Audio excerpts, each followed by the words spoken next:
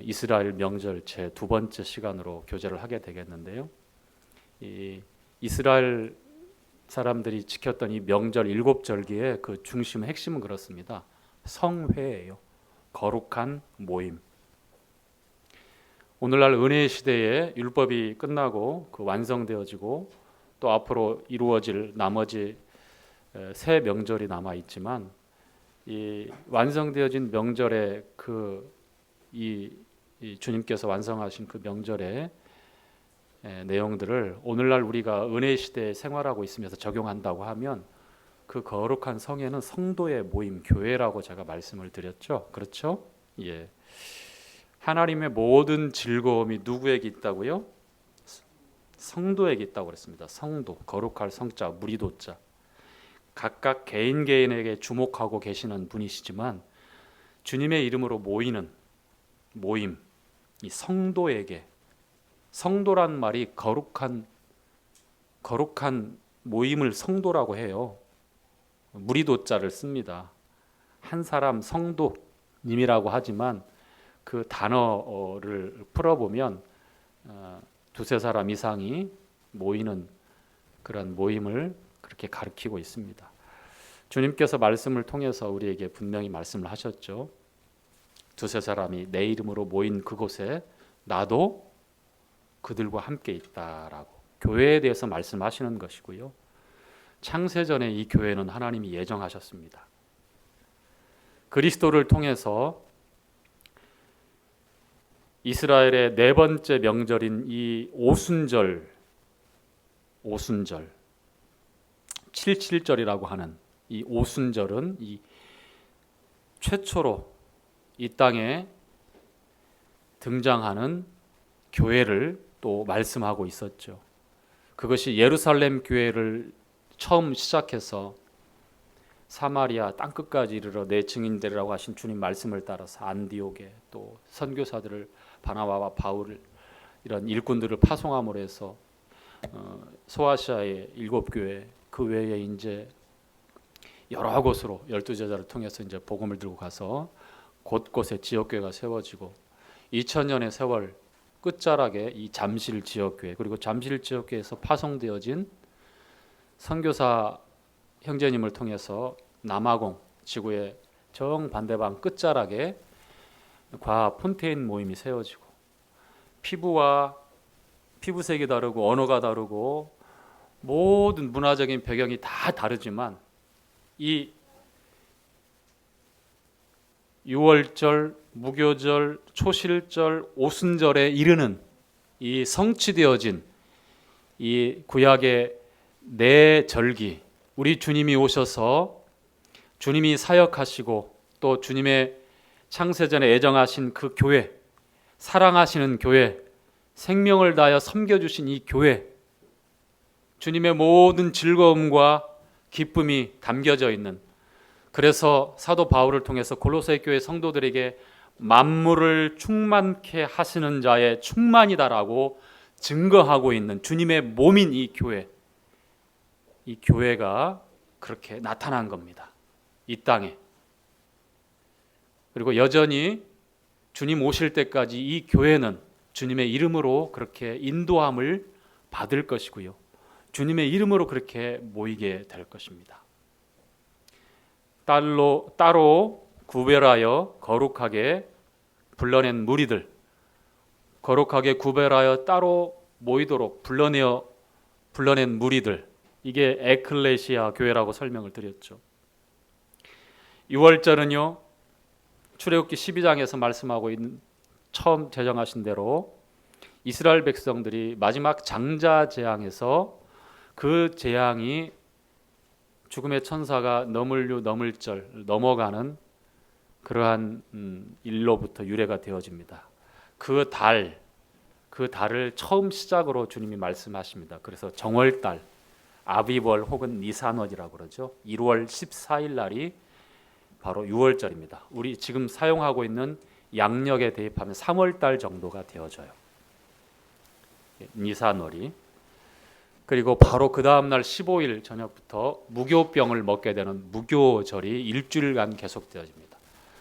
그리고 그 기간이 끝나고 처음 돌아오는 안식 후 첫날이 초실절입니다. 이 초실절은 처음 초자 열매실자라고 그랬죠. 처음 맺는 열매라고 그랬습니다. 이게 이제 보리가 그때 이제 밀보다 보리가 한 두어 달 정도 먼저 추수하게 되기 때문에 보리를 먼저 추수하게 됩니다. 그래서 보리 한 단을 묶어서 흔들어서 요제로 드리면서 초실절을 시작하게 되는데요. 이 초실절은 고린도 전서 15장에 말씀하고 있는 대로 예수 그리스도의 부활을 상징하고 있는 절기라고 말씀을 드렸습니다. 부활의 첫 열매가 되신 우리 주님, 죄와 사망의 권세를 이기시고 우리에게 산 소망이 되어주신 초실절을 완성하신 우리 주님의 부활을 나타내고 있습니다. 그리고 초실절을 기준으로 해서 7번의 안식일을 지나갑니다. 7 곱하기 7, 그래서 49일이 지나고 50일째 되는 날이 바로 오순절이다라고 말씀을 드렸습니다. 이 오순절, 우리 주님이 부활하시고 40일 동안 이 땅에 계셨으며 그리고 승천하신 이후에 10일 동안 제자들에게 이 예루살렘을 떠나지 말라라고 당부하시고 말씀하셨죠. 또 다른 보혜사가 오실 것이다.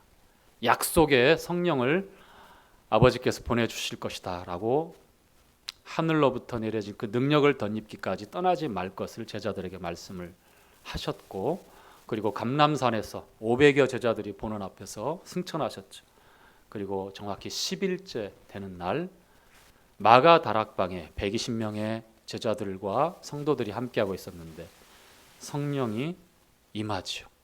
강하고 급한 바람 소리를 내면서 오셨고 모든 이의 머리 위에 불의 혀에 갈라짐의 형상의 모습을 그렇게 보이도록 성령이 오신 이후에 최초로 예루살렘 교회, 그렇게 주님께서 창세전에 예정하시고 사랑하시고 구별하시고 위하여서 모든 것을 다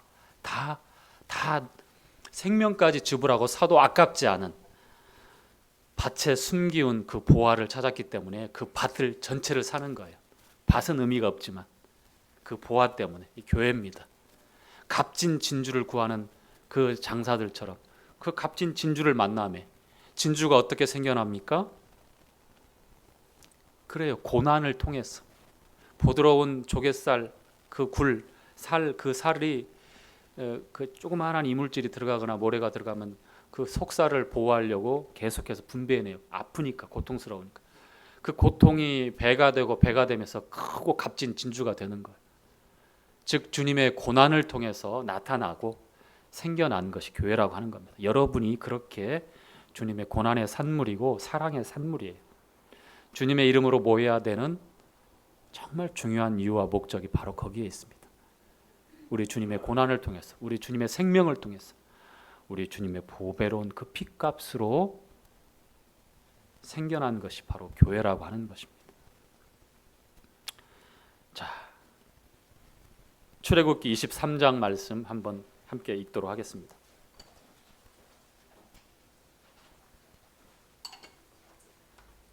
출애굽기 23장, 이스라엘 백성들이 매년마다 대표적인 새 명절을 꼭 지켜야 될 것을 주님이 말씀하시고 있는 내용인데요. 자, 14절부터 보겠습니다.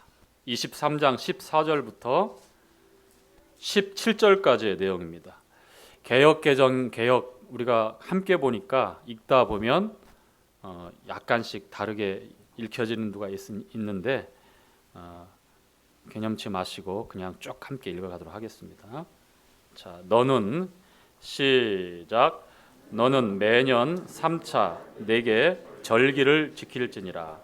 너는 무교병과 절기를 지키라.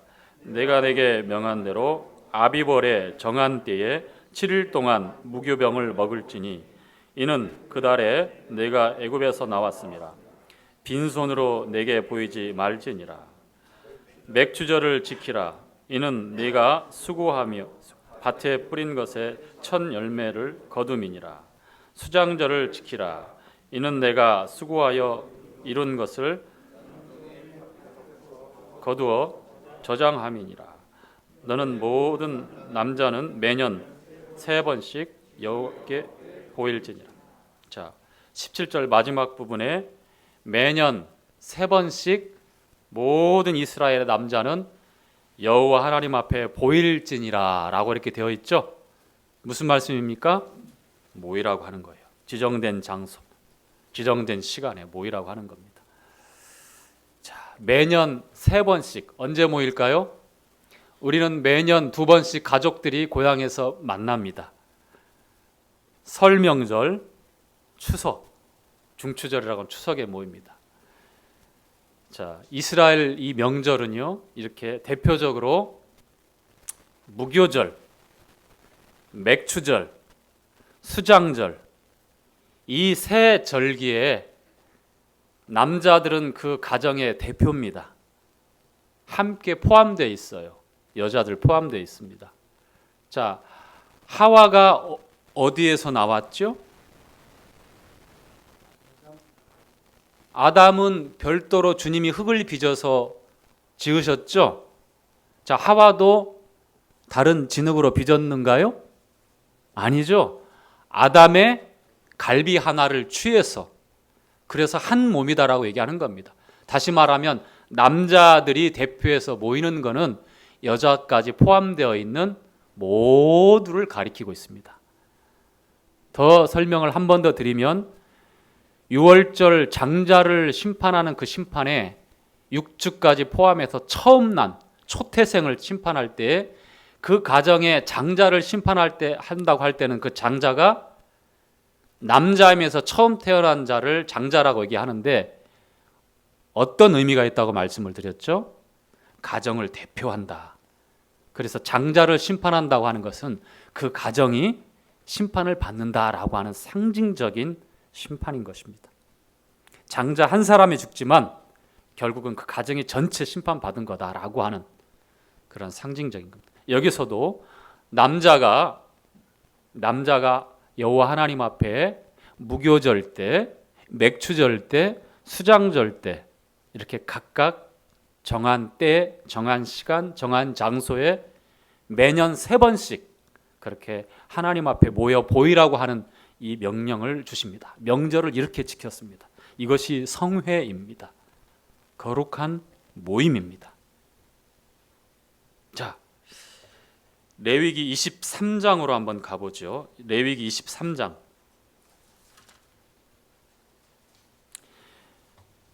유월절, 무교절, 초신절, 초실절, 오순절까지 이미 성취되어진 이스라엘의 명절, 지금 성취되어졌습니다. 예수 그리스도께서 오셔서 성취하셨습니다. 유월절 어린 양으로 오셔서 세상 죄를 지고 가는 하나님의 양을 보라, 하나님의 어린 양을 보라라고 침례 요한이 증거할 때 유월절 어린 양으로 오신 예수 그리스도, 또한 피 흘려 영원한 속죄를 이루셨습니다. 무교병이 되어주신 예수 그리스도, 고난받으시고 장사됨으로 무교절을 성취하십니다.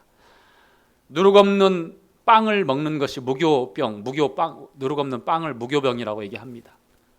거룩할 것을 말씀합니다. 구별될 것을 말씀합니다. 성별될 걸 말씀합니다. 주님의 고난을 상징하고 주님이 장사되고 묻히심을 상징하지만 성도들 역시 누룩 없는 빵을 일주일 동안 먹는 것은 거룩한 구별된 성결한 삶을 그렇게 가리키고 있는 것입니다. 이 누룩은 헤롯의 누룩, 바리새인과 서기관의 누룩, 그 다음에 악독하고 괴악한 누룩을 다 버리라고 말씀합니다.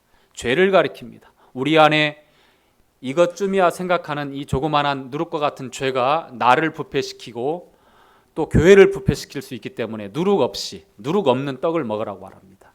세상과 구별될 것을 말씀하고 있는 것입니다. 주님이 성결한 것처럼 우리 역시 성결하게 구별된 거룩한 삶을 살 것을 그렇게 말씀하고 있는 것이 무교절을 지키는 그런 가르침입니다. 초실절, 우리 주님이 죽은 자 가운데서 사흘 만에 3일 만에 부활하심으로써 성취하셨습니다. 오순절 성취되어졌습니다. 교회를 통해서 이제 성취가 되어졌습니다. 이제 남아있는 나팔절, 그리고 속죄일, 그리고 초막절, 장막절 이렇게 불려지는 세 절기가 성취가 되어져 있지 않습니다. 자, 성경을 읽어가면서 한번 보죠. 이제 성취되어질 것입니다. 장래에 우리의 인생 가운데 성취되어질 것입니다. 주님이 그렇게 성취하실 것입니다. 자, 레위기 23장 23절 내용입니다. 자, 어디까지 읽어가냐면요.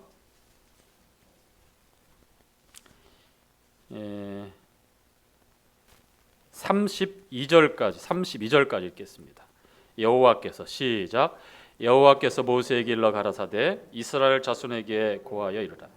7월 곧 그달 1일로 안식일을 삼을지니 이는 나팔을 불어 기념할 것이요 성회라. 아무 노동도 하지 말고 여호와께 화제를 드릴지니라. 자, 거기까지요. 자, 7월 1일 바로 나팔절입니다. 나팔절. 티시레이 월이라고 하는 이 7월 1일, 7월 달 티시레이 월이라고 하는데 나팔절 7월 1일. 우리가 세는 양력으로 우리가 보면 이게 지금 성경력인데 9월 정도가 됩니다. 9월 정도가 되죠.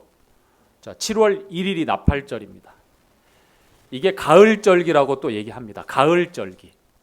나팔절부터 속죄일, 초막절까지는 가을절, 7월 달에 다 모여 있는 가을절기라고 말합니다. 6월절, 무교절, 초실절, 오순절은 봄절기라고 말해요. 3월 달부터 1월부터 3월까지. 그러니까 우리가 지금 우리가 가지고 있는 칼렌더 지금 태양력으로 보면 3월부터 5월까지. 그래서 봄절기라고 말합니다. 오순절은 늦봄에서 끝나는 것이고 이제 이른 가을 9월에 시작해서 그 달 안에 다 끝나는 절기가 남아있는 나팔절, 속죄일 그리고 초막절기입니다. 자, 이 나팔절은 특징이 말씀에 나와 있는 대로 나팔을 불어서 기념하게 합니다. 생각하게 합니다. 준비하게 하는 겁니다. 성회라고 말씀하며 이 나팔절은 나팔을 부는데요. 이 나팔은 이 순양의 큰 뿔을 잘라서 가공해갖고 만든 쇼파르라고 하는 나팔인데요. 한 번 길게 빠 붑니다. 그리고 3번 짧게 나눠서 불어요. 빰, 빰, 빰. 그리고 9번 짧게 부릅니다. 이거를 계속해서 반복해요. 하루에 계속해서 99번, 99번 동안. 그리고 100번째 마지막 나팔이라고 하는데요. 마지막 나팔에 길게 붑니다. 이 나팔절은요. 회개하라.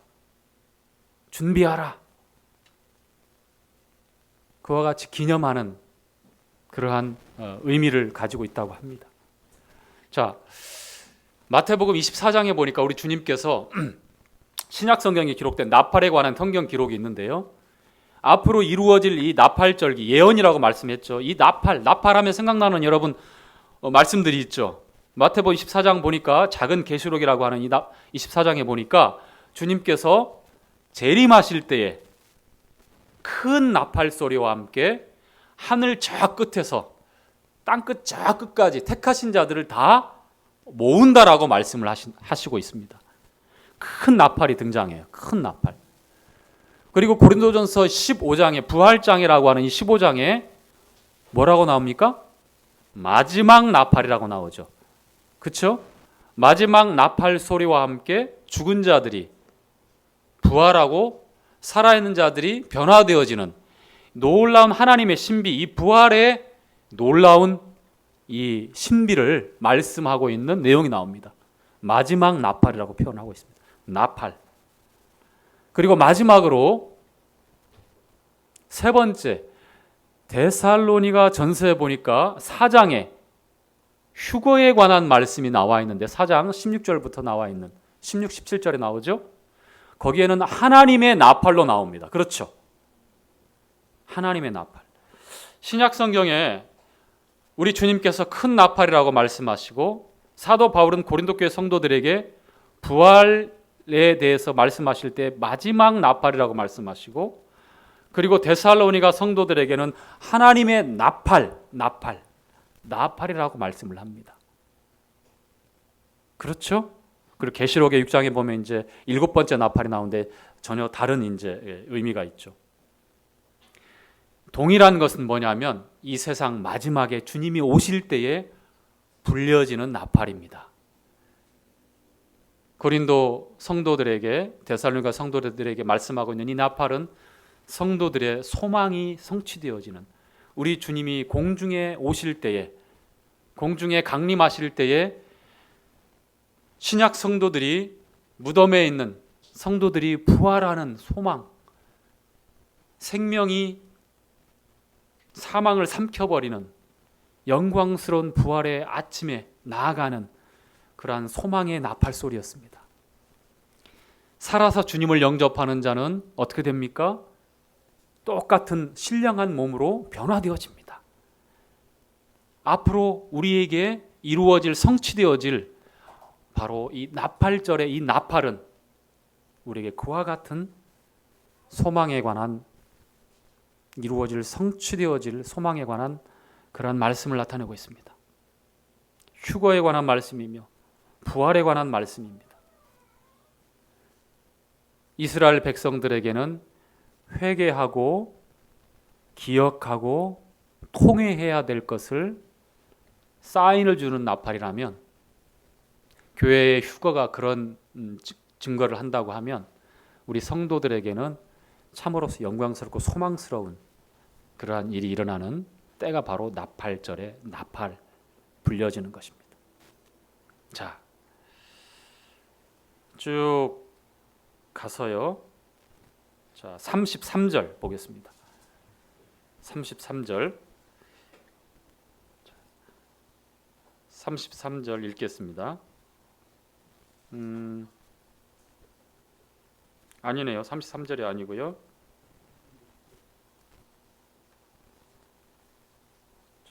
초막절 전에 속죄 절이 나오는데요.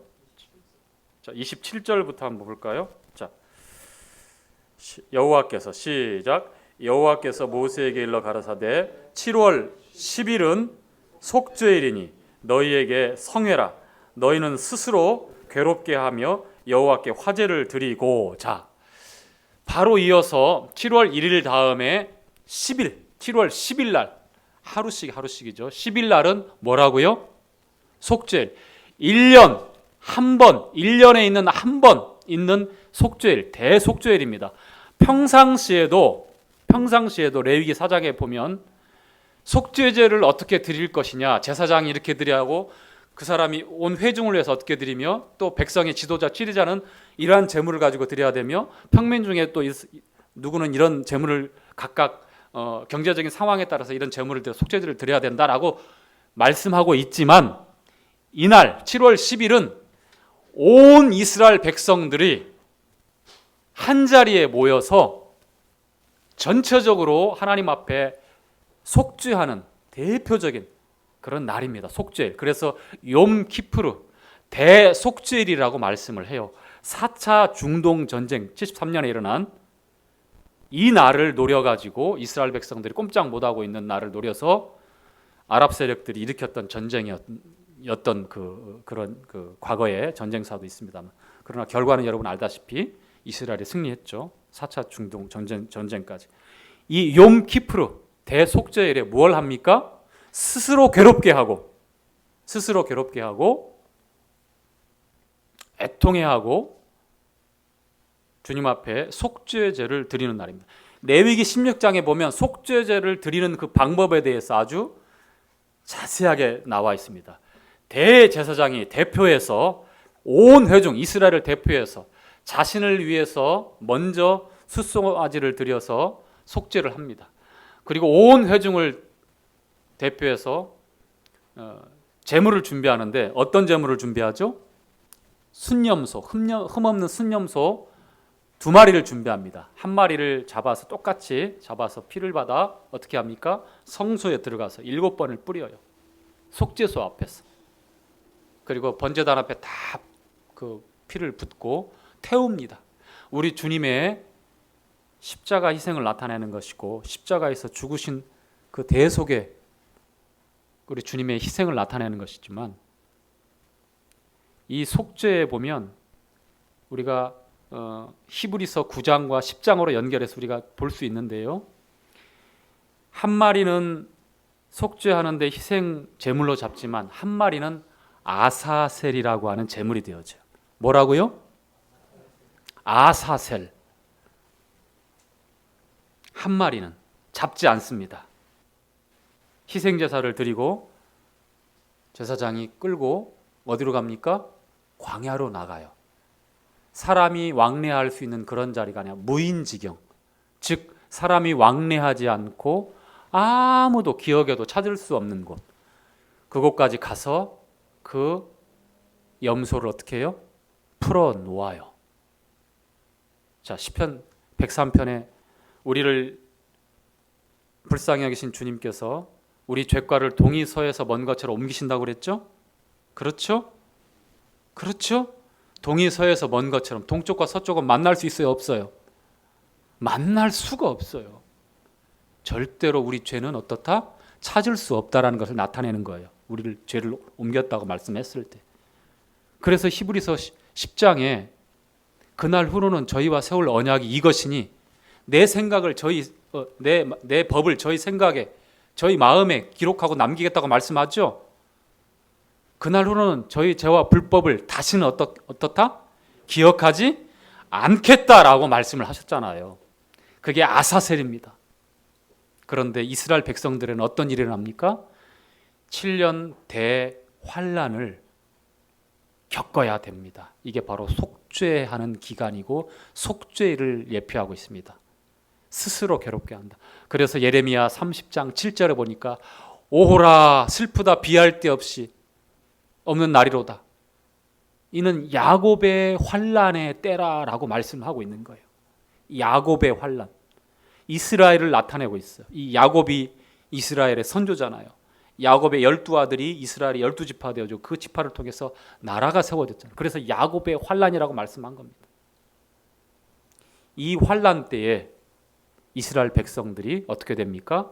2000년 전에 우리 조상들이 거절하고 십자가에 못 박았던 나사렛 예수가 바로 하나님이셨고 메시아였고 그리스도라는 것을 뒤늦게 깨닫고 민족적인 대회개가 일어납니다. 대속죄가 이 환란 후반기에 일어납니다. 그것이 스가랴서 12장에 기록되어 있습니다. 함께 보죠. 스가랴서는 구약 맨 마지막 말라기서 전에 있는 말씀입니다. 스가랴서 12장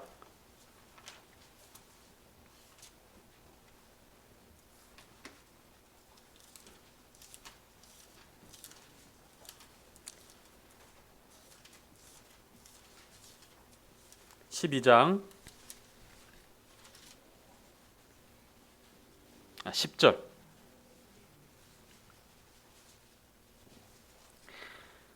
자, 이 말씀은 7년 대환란 후반기에 주님께서 계시록 12장의 말씀에 있는 대로 여자를 위하여 예비된 광야에서 한때와 두때 반때 3년 6개월 1260 42달 동안 양육을 받는 곳이 있다고 말합니다.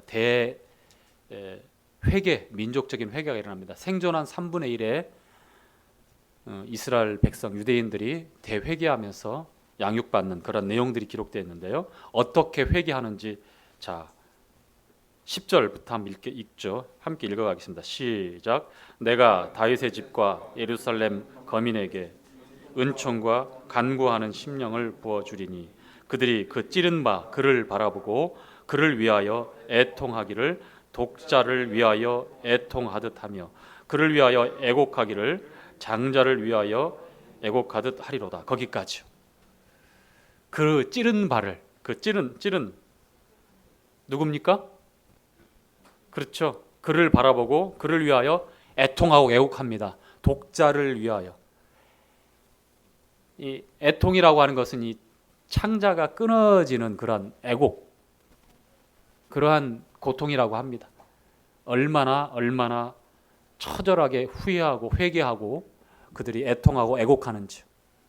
이 환란기 때 그들이 바라보고 믿었던 저 그리스도가 가짜라는 것을 알게 되면서 주님께서 이스라엘 백성들에게 이 대속죄일 욤키프르 속죄일 때 스스로 괴롭게 하고 죄를 속죄하는 대제사장인 대표에서 수송아지를 잡고 염소를 잡고 한 마리는 아사셀로 무인지경에 보내면서 레위기 4장과 레위기 16장에 그와 같은 속죄죄에 대해서 정확하고 아주 자세하게 설명되어져 있는데 어떻게 우리 주님께서 영원한 속죄를 그 피로 완벽하고 영원한 속죄를 단번에 이루셨는지가 우리가 이제 성취되었다면 이 남은 이스라엘 백성들의 속죄 기간, 속죄일에 그와 같은 일들이 일어난다고 하는 것이 스가랴서 12장 10절부터 쭉 읽어가면 다윗의 집이 나단의 집이 또 요시야를 잃어버렸던 그 왕을 애굽 왕 느고하고 전쟁하면서 그 성군이잖아 요시야가 남유다 왕국에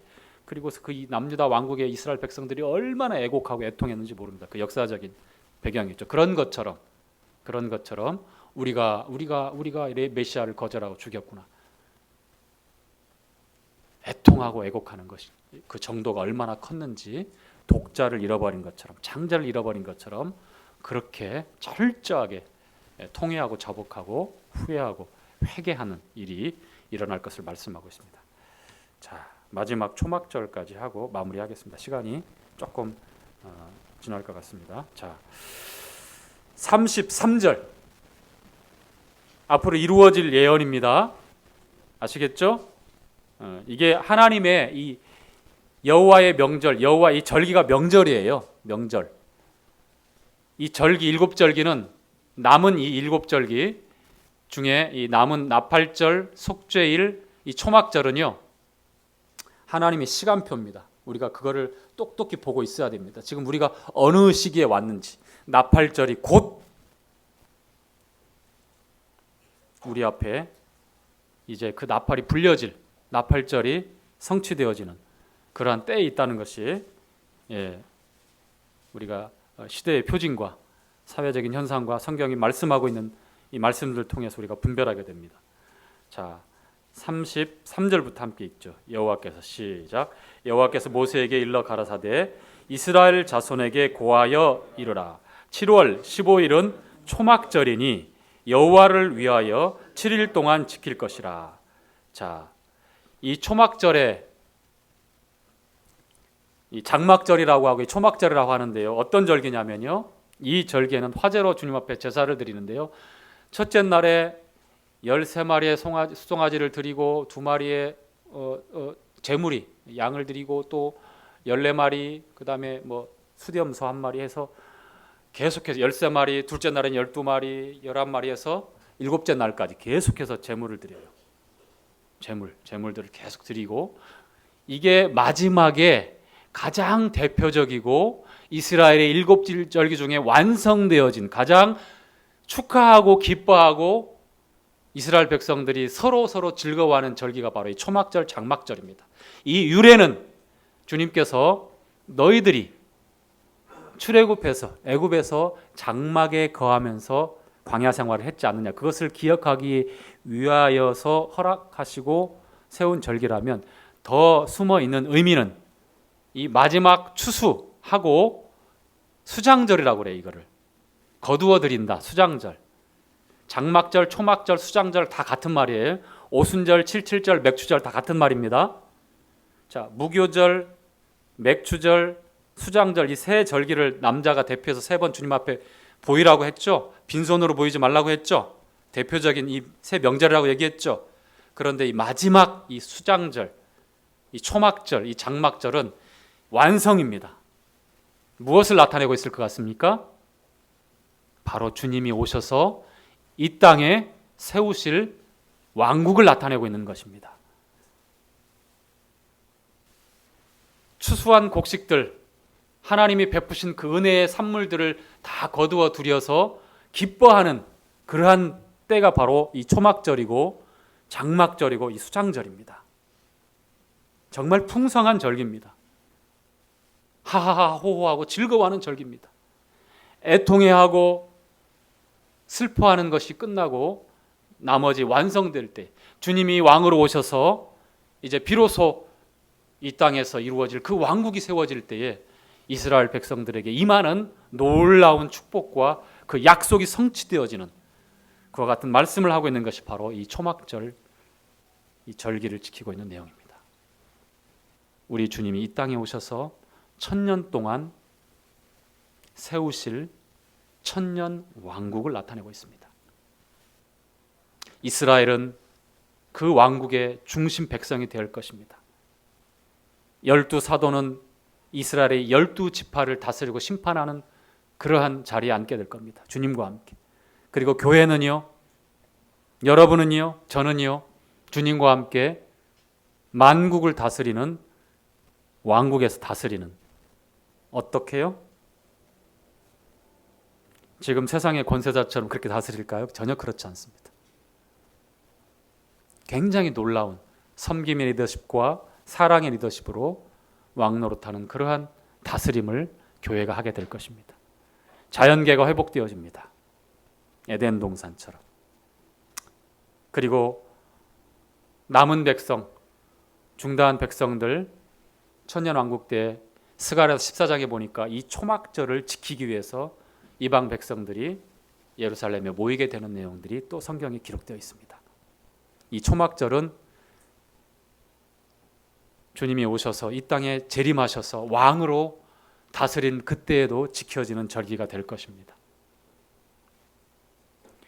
자, 계속 설명하다 보면 시간이 끝없이 갈 것 같아서 제가 줄여야 될 것 같습니다. 정말 교제할 내용들이 너무너무 많습니다. 너무너무 우리가 하나님의 시간표라고 하는 나머지 이 나팔절과 속죄일과 이 초막절, 이 장막절에 관한 말씀들이 성경의 구석구석에 기록되어 있습니다. 우리는 이 말씀을 통해서 우리가 어느 때를 살아가고 있고 우리가 어떻게 살아야 될 것인지, 그리고 주님께서 주님의 이름으로 성회라고 선포하시고 안식하신 것을 말씀하셨을 때 우리가 어떻게 그 말씀을 따라 분별하고 순종할 것인가, 불안하고 답답하고 초조하고 이 팬데믹의 상황에서 그와 같은 말씀을 거스리는 그러한 이 사회의 흐름에서 우리가 어떻게 할 것인가, 우리 하나님의 시간표 가운데서 말씀을 따라서 인도함을 받고 그렇게 청종하는 것이 우리의 올바른 이 마지막 때의 성도의 삶이라고 말씀을 드리겠습니다. 마치겠습니다.